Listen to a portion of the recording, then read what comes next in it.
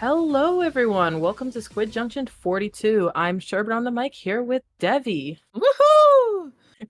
We're getting ready for game one here. It's going to be Shaze and the Squidbaggers versus Acropora. Very exciting about to come up.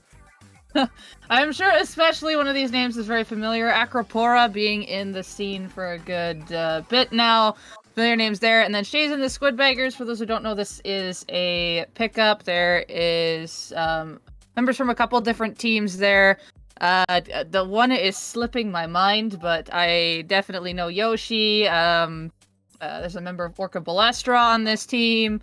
So yeah, two teams that I believe can be evenly matched here. So we should be able to see some good Splatoon action right off the get-go here. And of course, it's starting on a classic traditional map of Mako Mart. Always good to see a classic. That is not a very enthusiastic response. We get after this. Don't get me wrong, I love Mako Mart because I play a lot of Tri-Slosher. Taking the stacks is a dream, but if there's a backliner, it's very rough for frontliners to get in unless they have that support of their team. And I'm sure these teams will be able to pull it off, but you know, the struggle bus is real. As a backline giving you this struggle of pain, I can approve. That is my job. But I will say, having weapons like Sloshers, a very frontline shooter, they have a lot of good openings from the alleyways here. And of course, things I didn't really give predictions, but of course with Acropora, Seekit, and Mothman bringing out some of their traditional weapons, being the heavy splatling and the Tetra Dualies. Skep here bringing out Neo Splash, and they also have the Splat Dualies as well. The other team having a Carbon Roller Machine, the Splash with the Crab, and the Tri. There is your Tri-Slosher. Yes, Tri-Slosher Nouveau, my love, my heart since Splatoon 2. Getting into it, Shaze gets the zone, but Acropora comes back with the Tri-Strike immediately, trying to neutralize it. Oh, 3 down on the side of Acropora already, oh my. It looks like what happened is Shaze and the Squidbaggers, they took more advantage of another side together and were able to capitalize on the separation of Acropora there, but Seekit came in with a Reef Slider, pushing members back after getting a couple picks, and that kind of saved from a really overtaking lead to a potential lockout that could have happened. So Seekit there stalling out the lockout, and we see, oh, look at the instant Ink Strike. You got, or not the Ink Strike, Ink Zuka, sorry. Well, there's Tri-Strike, so right afterwards. And a bomb finishes it off. An epic play there by the shot. Or not by the shot, but the Zuka getting the shot, but then picked off by a bomb here. We see the zone is very back and forth. Acropora does have the initial lead, but there is a lot of back and forth resources happening, so the zone isn't really in anyone's particular favor at the moment, with it being relatively close and still the start of the game. But we see these team fights going left and right as this game is still in a neutral state. Both teams keep countering each other's specials pretty well, and getting that pick on the Tetras while they had Reef Slider might give Shaze's team the lead that they need. Here they go, they get control of the zone, but out comes the Tri-Strikes from Acropora and a Crab. Shaze and the Squidbaggers gonna have to get their specials up if they want to reclaim the zone here and try not to trickle in. Shaze going for a cheeky flank through Isle. Let's see how this goes. This is a very good flank, getting the pick on Mothman and the Zuka shot!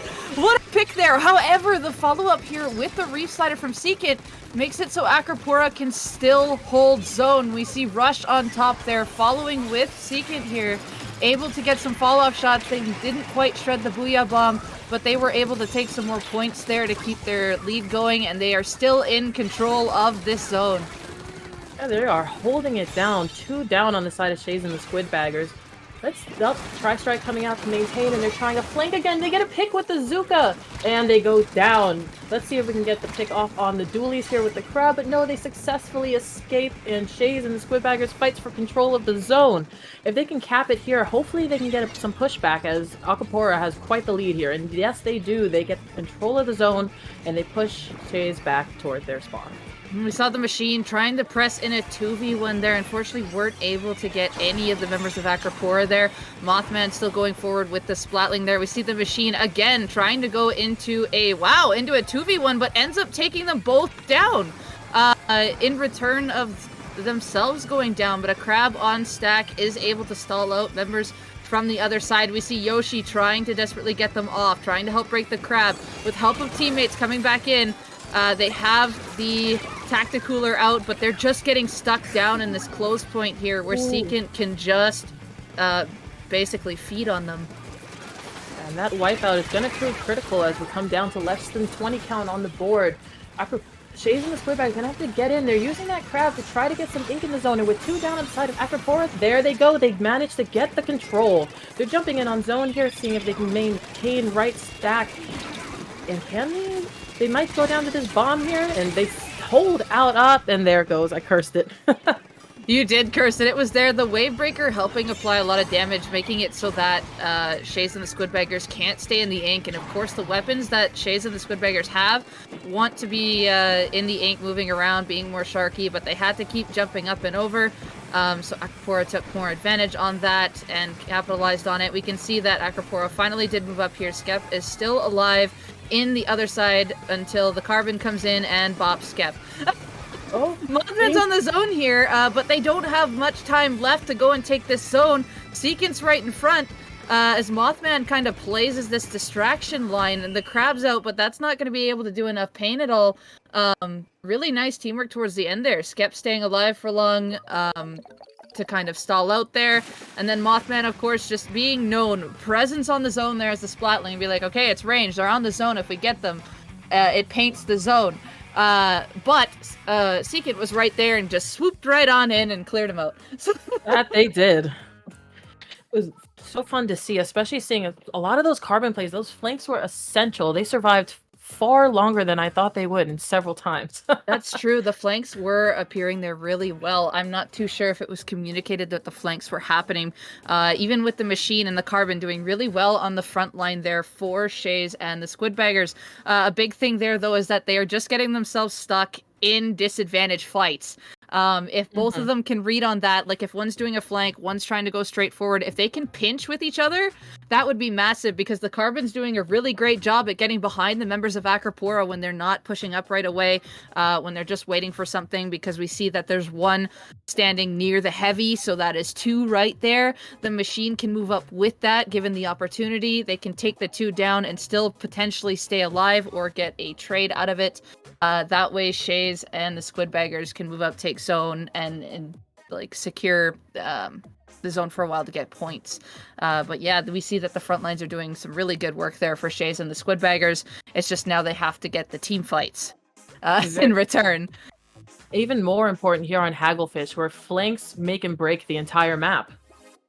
They truly can, and of course we've seen the Carbon, we've seen the Tetras. They'll all want to go around. Even the Machine will probably want to try to go around and get from the ledge there. And sometimes, though, we do see that Mothman is a solid Splatling player. So Mothman will probably be watching those flanks to their ability here and there, because it is an open space, so it is harder to sneak around, unless if it's a complete different side and there's like resources firing in your face. It's a little hard to keep track of. I'm fully expecting to see them post up on glass and try to give a heck of a time in mid, which is, again, as a frontliner, what I expect from a backliner, and painful, very painful. Yeah, and on this map, it's kind of a make or break, because front lines can do a good job at locking out a backline out. Like, if you get them down and you push forward with teammates, being underneath that ledge, especially as a slosher player, know at how punishing that can be when someone walks too close to the edge, especially one of the backline players. That's why I always tell people, yeah, just pretend there's caution tape there. You don't want to be too close to that ledge. Truer words have never been said.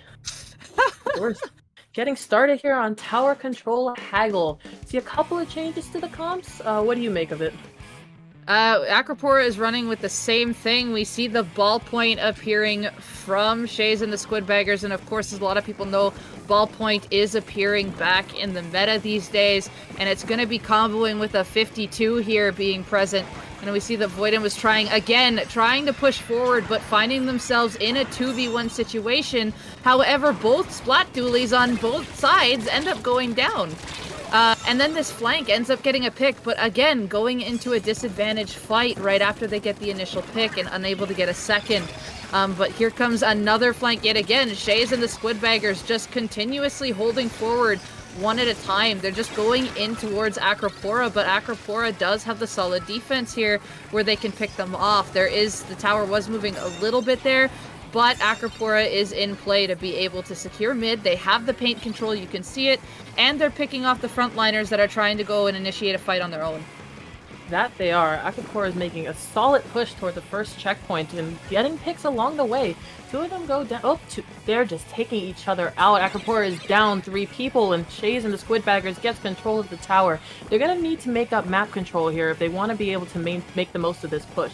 They have Skep getting ready to pressure them on their left side. They're really going to have to get a pick there, and here goes the dualies going in and going down.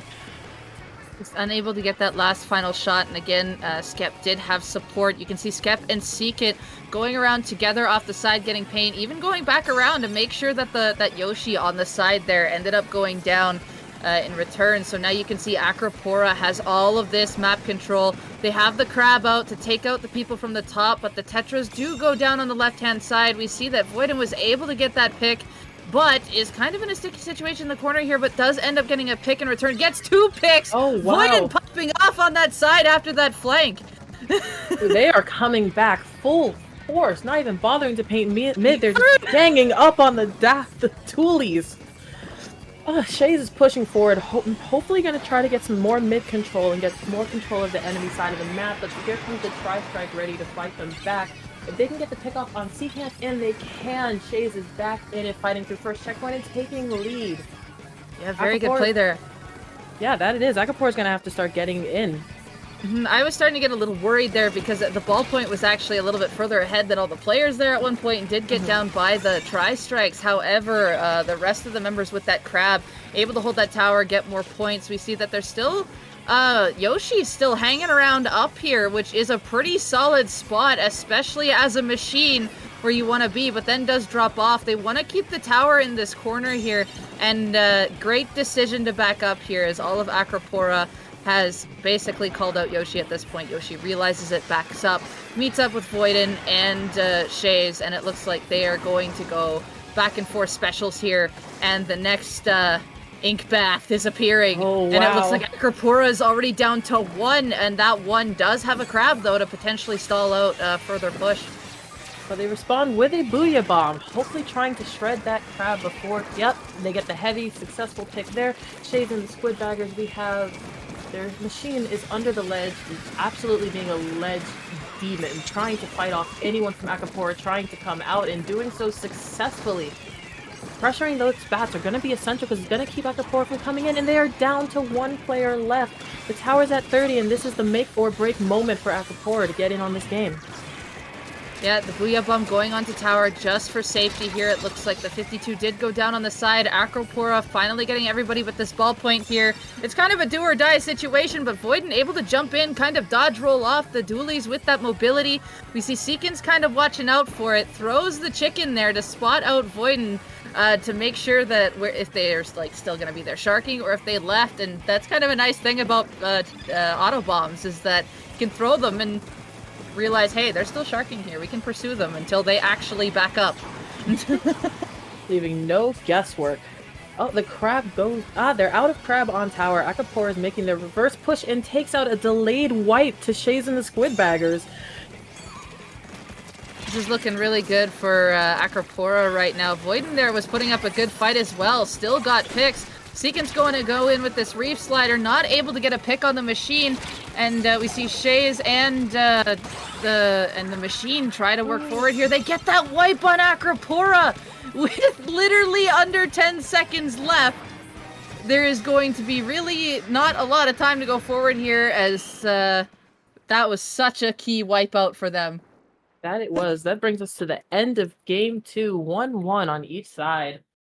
That was a real nail-biter there, seeing how many times they kept going back and forth, and a lot of times it came down to just 1v4s, and they were very good at getting out on either side. Both the dualies and the machine successfully fell back and regrouped with their team, which I think really made a difference here. The roles reversed at the end of this game. I'm not too sure if you saw it, but you could see that it ended up being Shaze and the Squidbaggers that brought out the panic in Acropora, and they were kind of going down one at a time there, and also Voiden popping off on those 1v1 picks to 2v1s, getting actually the wins in 2v1s there. I think there were 3 situations where Voiden took a win in 2v1s, which was pretty solid and helped secured pushes, stall them out, and did a great job there. We even saw Yoshi move up too. Just the rest of and Shaze, just the entire team of Shaze and the Squidbaggers, finally able to group up together, and you can see it how strong those combos of weapons can be together. Rather than at the start where we saw a lot of where Shaze was kind of going in towards Acropora, and Acropora had that solid like the wall. They had like one at kind of each point, right? The flank on the left was covered. There was 2 in mid that were watching that. The one on the right was covered. And they just had a lot of paint control. Acropora has the paint control nailed. And now it's just when they come back out, if they keep doing that, they'll be able to defend successfully from a push. Even if it's points taken for lead, if they continue moving forward like that and catching out kind of the one ahead, they'll be able to come forward with just a tidal wave of a push. Very, very true. Getting ready for Manta Maria here. I'm biased, hoping to see the Tri-Slasher come back, of course, but their last comp, I think, would also do pretty well on this map. Yeah, it really could. I think both teams have some solid options here that they can use for Manta. Of course, we've seen both Splatlings appear. This, of course, being a Splatling map where we like to run around on the center mast and just be havoc with our range there. And, of course, buckets below and others will try to just, pop up over the wall and just slosh away, because when you have a slosher on bunker or just other weapons with some pretty solid fall-offs, splashes have been actually taking advantage of this too. They just kind of paint over, know the arc of their weapon, where it lands, and they can just paint around and help the people who are fighting down below. Right, it's very critical also for getting control of the enemy street, which is even more important here in Clan Blitz, since you need control of the street in order to get to the basket, or control of their sneaky as well. Coming in, we see a double machine. That's double spicy. Machine appearing. That is quite spicy, and Machine here is actually pretty powerful on Manta. Whether you're in their street or on bunker, like you can have a Machine fighting a street, you can have the other Machine just sloshing over on bunker, listening to other team callouts. And that's basically the 2 sloshes right there that can meet and go well there. However, we see Acropora already getting the initial 3 down on Shaze and the Squidbaggers. They only, they have 8 clams now, but they're kind of spread amongst the members of Acropora. But they immediately went in and are picking off the members of Shaze and the Squidbaggers. And they're just getting ready for that economy to make their first push, potentially. That they are. As you said, they only have 8 clams, so even though they got these picks, they're not going to be able to capitalize off it until they get some more. Power clam here in the hands of the heavy, and Tri-Strike coming out. Maybe this is where they're able to get in. All the specials coming out from the side of Acropora. There goes the jump, and here comes the break. Acropora's on the board. That was so smooth. So clean. I love to see it. The way you said it too was so smooth.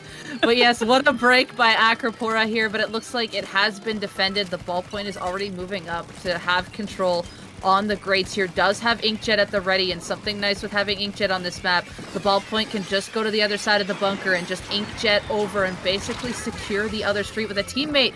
But those are Tri-Strikes thrown by Skep, and is able to get 2. That ends up to a 1.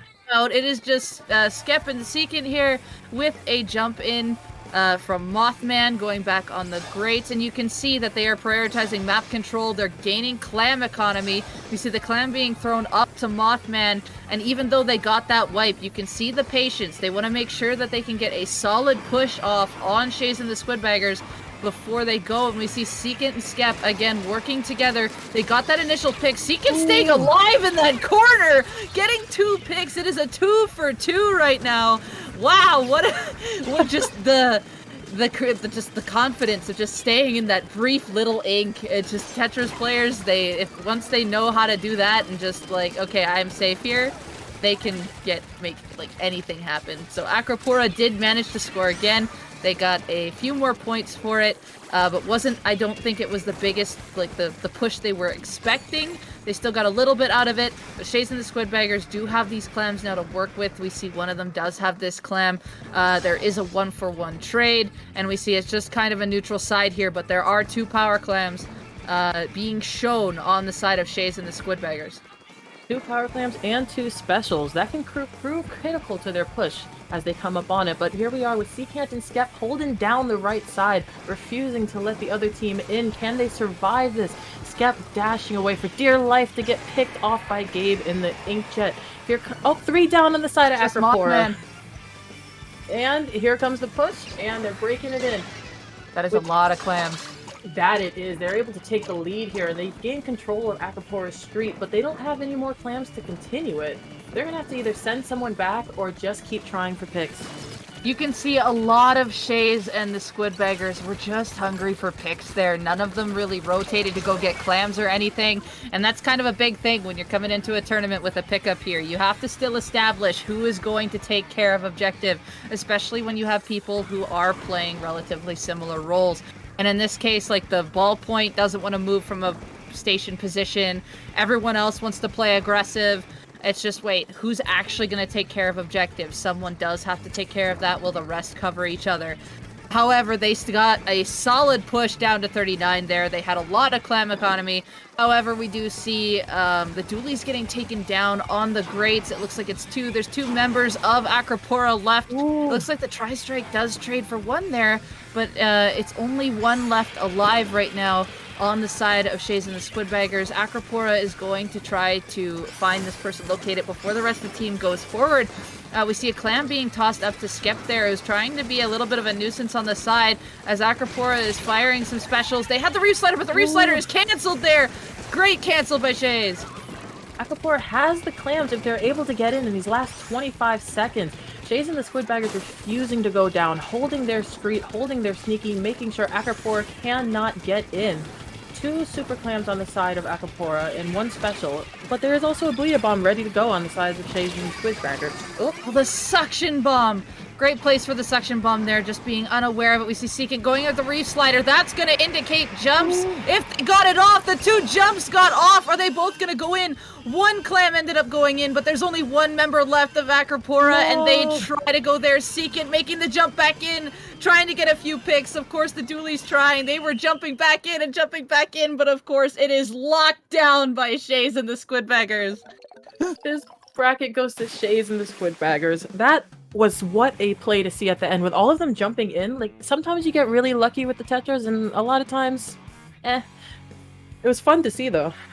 It really was, and I mean, it was the last hurrah. I mean, they definitely were really close to that, and you could see just the timing of the different jumps come in, right? It was such a do-or-die moment. Like, they had to do whatever they could to get it there. They tried with the Reef Slider, of course, the Reef Slider going off to risk that the potential sacrifice of them going down immediately afterwards.